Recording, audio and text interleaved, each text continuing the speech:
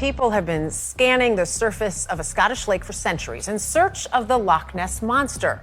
This weekend, there is a decidedly more ambitious effort underway to see if there's any truth to the legend. For nearly a century, the world believed something ancient was hiding in the dark water of Scotland. A long-necked creature, maybe a surviving dinosaur, maybe a beast older than memory itself. We think it's the first potential sighting of 2025. It's absolutely fantastic. It really looks like something is bulging out from underneath the water. We're still carrying out research and surface watch on the water.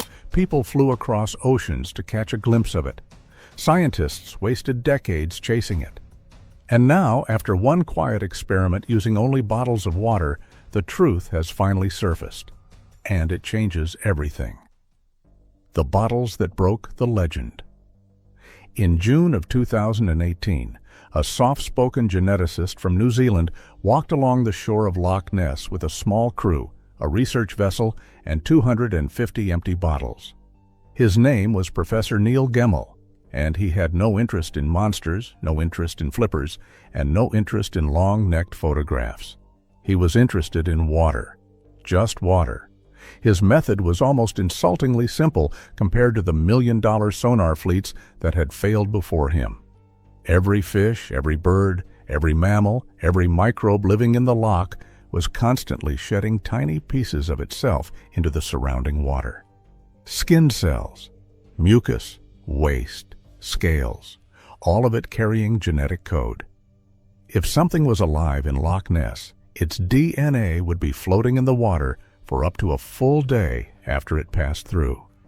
Gemmell only needed to filter the bottles, sequence what he caught, and compare every fragment to the global database of known life on Earth.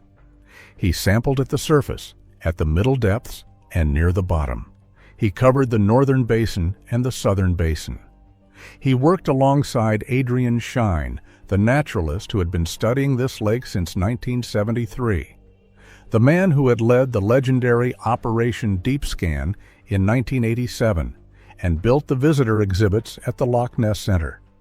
On the 5th of September, 2019, Gemmell stood at a press conference inside the Loch Ness Center in Drumnadrochit and delivered the verdict the world had waited 90 years to hear.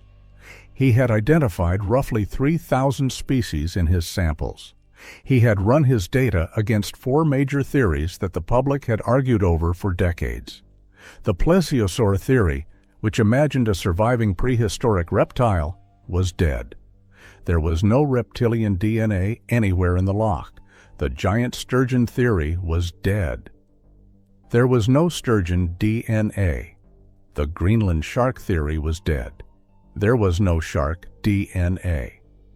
And the giant catfish theory, which had been quietly endorsed by some of the most respected monster hunters in the country, was also dead. There was no catfish DNA either.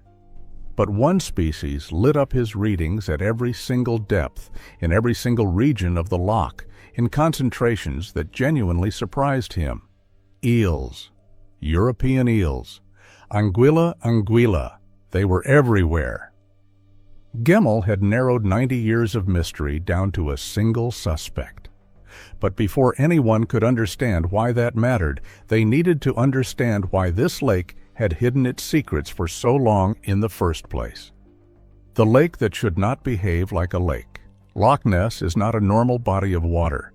It is a wound in the surface of the planet, carved by ice along one of the most active tectonic faults in the British Isles.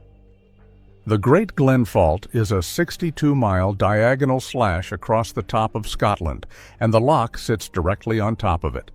The fault is alive. It produced a magnitude 5.1 earthquake near Inverness in 1816, a magnitude 5.0 earthquake at Dochgarosh in 1901 that opened a 500-meter ground crack along the canal towpath, and dozens of smaller tremors that continue to register every single year.